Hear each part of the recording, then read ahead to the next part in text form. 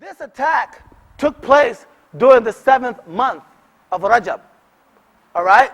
And it scandalized the Prophet. What manner of man is this?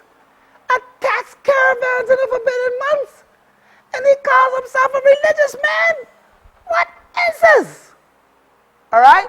Now, one of the things that this does demonstrate, and I think that to some extent modern Muslims have veered away from this to some extent, to a large extent if you ask me in some instances, is that though the forbidden months were not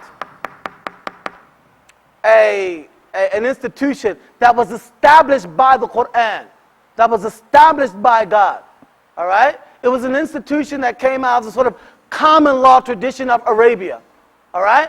The Prophet recognized the necessity of recognizing it, and that you cannot just blow off people's traditions and then expect to be able to communicate with them, all right? And this whole thing scandalizes him, okay? And it's made a point that how can you attack people in the forbidden months and then want to talk to us about God and all this stuff, all right? Now, two arguments come back. One, and this is the argument of the Quran. Okay. We want to talk about agreed upon institutions.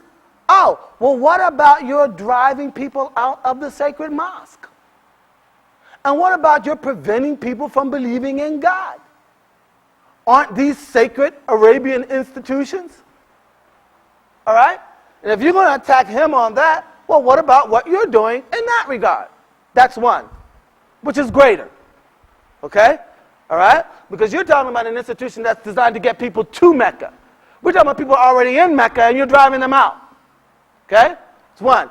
Two, the argument is that it wasn't really the month of Rajab, but that the month of Sha'ban had already come in. Anybody among you who lives among Muslims, every Ramadan you'll see this phenomenon. When does Ramadan start? The tradition is that it starts with the appearance of the crescent marking the new lunar month. Some people will see the crescent tonight, others won't see it until tomorrow night. For those who see it tonight, it starts tonight. For those who don't see it tonight, it starts tomorrow. All right? So this goes to show you that this phenomenon is very old. All right? And what those Muslims who attacked the caravan, what they argued was that, we saw the crescent. So we were out of the forbidden month and actually into a non-forbidden month, and there's no wrong that we committed. But the whole point of this, all right, is again to give you a sense of the flux, all right, in which this whole movement was. All right? The Prophet is on the one hand trying to introduce and institutionalize new constructs, new concepts, new understandings, new institutions, while at the same time having to deal with pre-existing ones. All right? And a very sophisticated process of appropriation.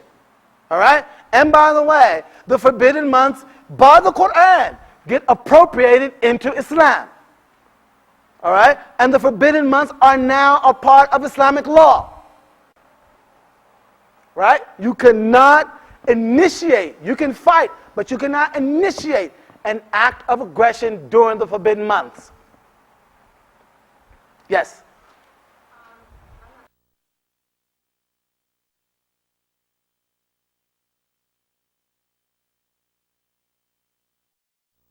I mean, you're rightfully curious. I mean, this is the question. I mean, if the Prophet comes out and sort of wipes the sweat off of his forehead, is that revelation, or is that just, my forehead is sweating, right? I mean, no. I mean, this is one of the questions that Islamic jurists have to come up with ways of determining. All right. Now here, I'm going to introduce. All right. This is the theory of, not the theory of way of conceptualizing of Professor William Graham up at Harvard. I think it's a very, it has a lot of explanatory power, this way of explaining things. He says that what we have to think of in terms of Muhammad is not so much revelation, but a revelatory event. All right? And that revelatory event consists of a number of constituents.